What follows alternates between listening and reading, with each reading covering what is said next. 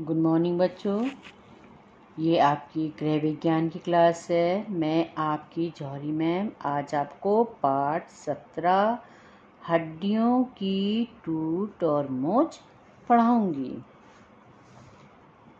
जब किसी दुर्घटना के कारण हमारे शरीर के भीतर की हड्डियां टूट जाती हैं तो मांसपेशियों का आवरण हट जाता है।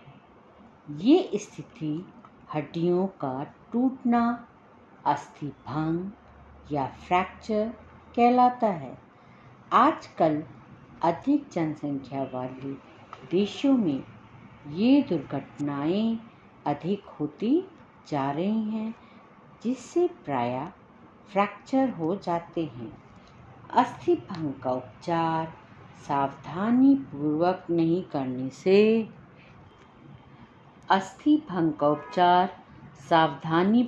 नहीं करने से शरीर की सुडौलता नष्ट हो जाती है। प्रत्येक टूटी हुई हड्डी का समुचित उपचार करना चाहिए। कभी असावधानी के कारण साधारण अस्थिभंग जटिल अस्थिभंग में बदल जाता है।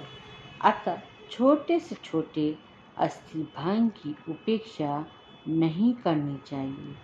टूटी हुई हड्डी के सिरे रक्त नलिकाओं को घायल कर सकते हैं।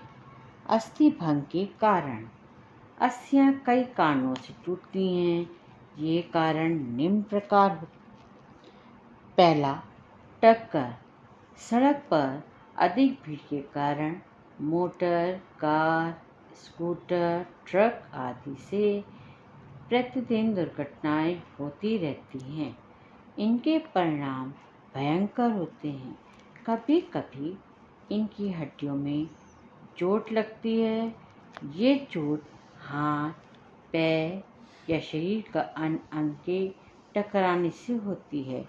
दूसरा, ऊंचे स्थान से गिरना। पतंग के खेलों तथा छतों पर लापरवाही से दौड़ने पर प्रायः बच्चे छतों से गिर जाते हैं। जब वर्षा आने पर अचानक नीचे उतरना पड़ता है तो सीढ़ियों से गिरने का भी भय रहता है। गिरने से अस्थिभंग की संभावना हो जाती है। तीसरा, गिरना। कभी कभी ठोकर खाकर गिरने से या पैर फिसलने से भी अस्थिभंग हो जाता है। ऐसा असावधानी से चलने पर होता है। चौथा, धक्का लगना। कभी कभी धक्का खाकर गिरने से भी अस्थिभंग हो जाता है। पांचवा, दबना। कभी कभी मशीनों के बीच में हाथ आ जाता है। इससे हाथ की हड्डियां टूट जाती हैं। शरीर का कोई भी अंग इस प्रकार की दुर्घटना से ग्रस्त हो जाता है। हड्डी टूटने की पहचान। शरीर में सभी हड्डियां मांसपेशियों के भीतर छिपी हुई होती हैं। कोई भी हड्डी बाहर से दिखाई नहीं देती। हड्डी की दरार को देखा नहीं जा सकता। जब किसी हड्डी के टूट जाने की आशंका हो तो ये निम्न बातों से पहचानी जा सकती है। पहला, जहाँ से हड्डी टूटी है वहाँ सख्त पीड़ा होती है। यदि उस स्थान को छुआ जाए तो और तीव्र दर्द होता है। दूसरा, अनेक बार जिस अंग की हड्डी टूट जाती है वो अंग इधर उधर लटक जाता है, सीधा नहीं हो पाता। तीसरा, जहाँ से हड्डी टूटती है उस अंग को हिलाने से हड्डी की चरमराहट होती है। टूटा हुआ अंग अपना कार्य ठीक प्रकार से नहीं कर पाता। चौथा, जहाँ से हड्डी टूटती है वहाँ मांसपेशियों में खून आ जाता है। अस्थिभंग के विभिन्न प्रकार। पहला, प्रत्यक्ष अस्थिभंग। जिस स्थान पर चोट लगती है उस स्थान की हड्डी टूटने को प्रत्यक्ष अस्थिभंग कहते हैं। गहरा धक्का लगने, गोली की चोट लगने, मोटर के पहिए के नीचे कुचल जाने आदि से हड्डी टूट जाती है। दूसरा, अप्रत्यक्ष अस्थि भंग, जहाँ पर चोट लगने के स्थान से कुछ हटकर हड्डी टूटती है, उसे अप्रत्यक्ष अस्थि भंग कहते हैं। जैसे कभी कभी हाथ के बल गिरने पर भी हंसली टूट जाती है। अप्रत्यक्ष अस्थि भंग का मुख्य कारण है गिरना अथवा चोट के धक्के से अन्य स्थान की मांसपेशियों पर अतिरिक्त दबाव, जिसके द्वारा उस स्थान की अस्थि टूट जाती है। अस्थि भंग चोट लगने की प्रकृति के अनुसार अनेक प्रकार के होते हैं। पहला, साधारण टूट। अस्थि टूटकर त्वचा के भीतर ही रहती है। इस प्रकार के अस्थि भंग की विशेषताएं निम्न हैं। इस प्रकार की टूटन में अंग सीधे नहीं हो पाते। दूसरा, छूने मांस से ही पीड़ा होती है। तीसरा, उस अस्थि की कोशिकाओं को हानि पहुंचती है। दूसरा, विशेष टूट। इस प्रकार के अस्थि भंग के निम्न लक्षण हैं। अस्थि त्वचा को चीरती या छेदती हुई बाहर आ जाती है। दूसरा, अस्थि अंग विशेष विकृत हो जाता है। तीसरा, असावधानी से विशेष टूट होने की संभावना हो जाती है। चौथा, रोगाणु तथा जीवाणुओं के घाव में प्रवेश करने का भय रहता है। तीसरा, विषम टूट। इस प्रकार अस्थि भंग के ये लक्षण प्रकट होते हैं।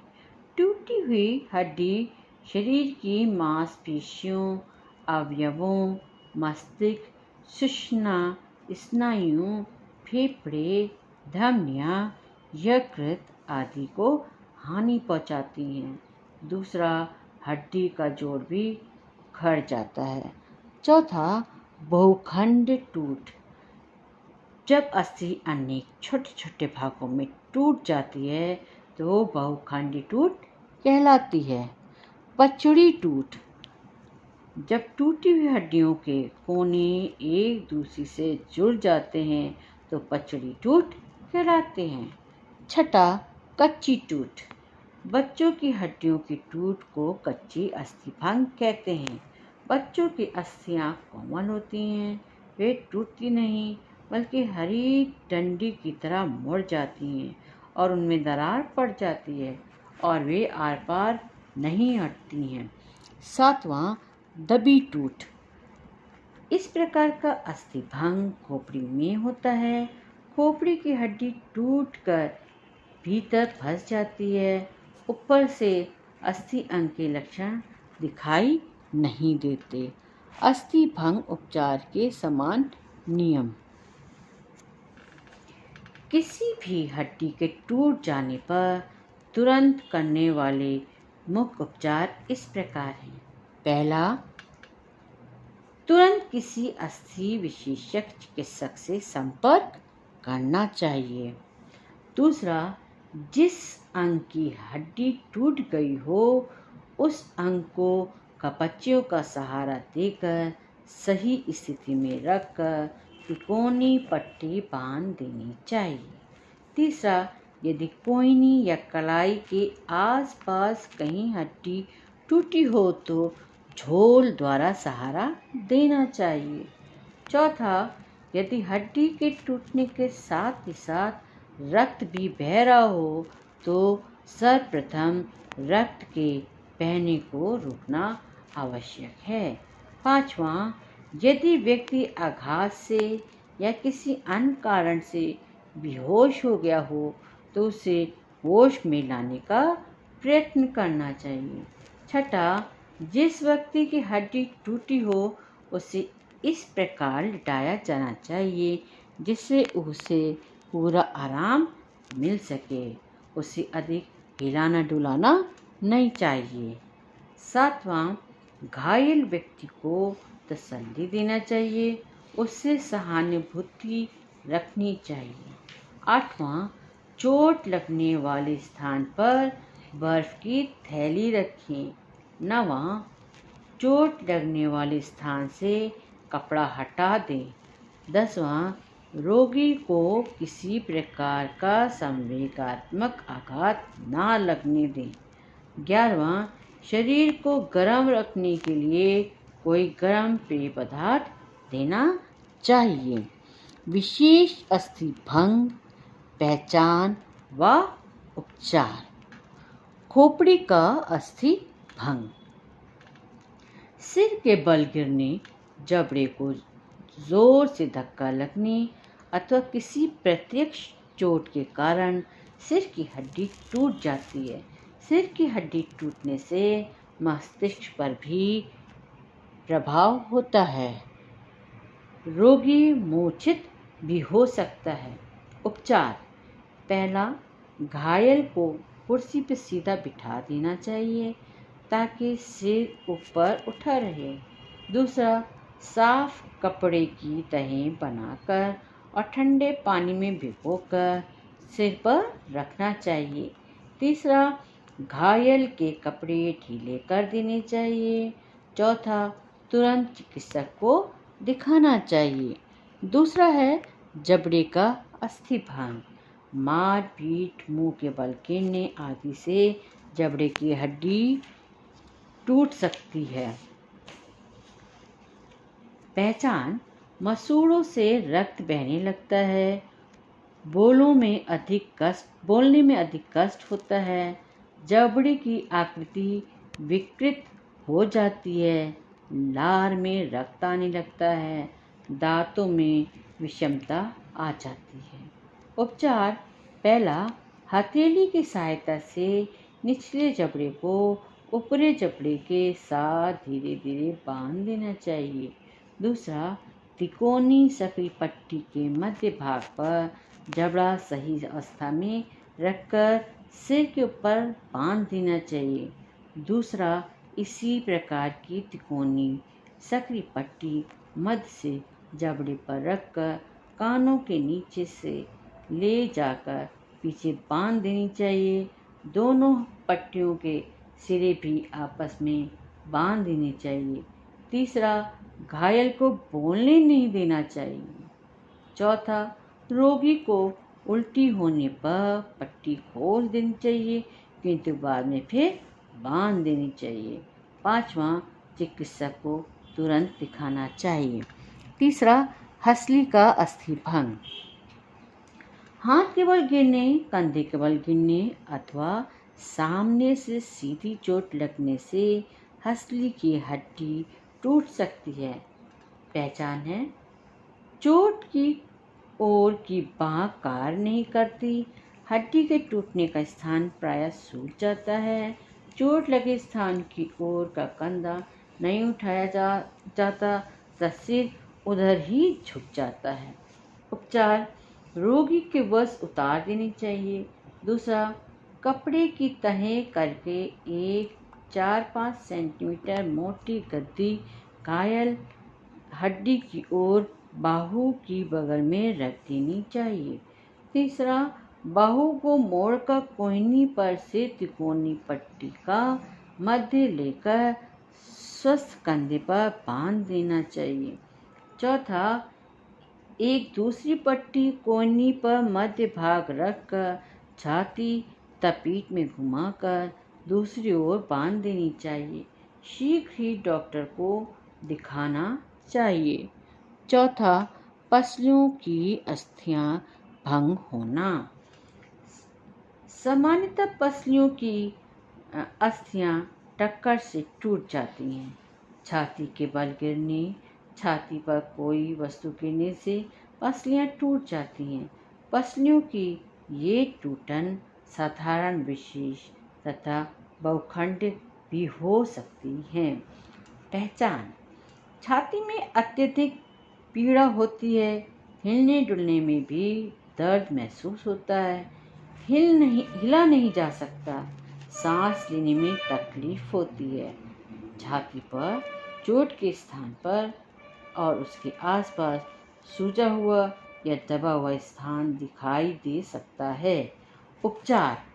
पहला, व्यक्ति को इस प्रकार लिटाना चाहिए कि चोट के स्थान पर खिंचाव ना हो और व्यक्ति के शरीर का झुकाव उधर ही रहना चाहिए।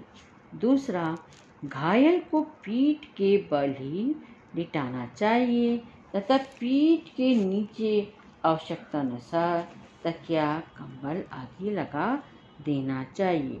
रोगी की बाँह झोल में रखकर चौड़ी पट्टी पूरे सीने के साथ बांध देनी चाहिए और रोगी को बर्फ चूसने को देना चाहिए।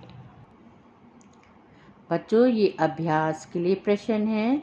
दीर्घ उत्तरीय प्रश्न हैं आपके 6 और लघु उत्तरीय प्रश्न हैं आपके 10। फिर ये अति लघु उत्तरीय प्रश्न हैं।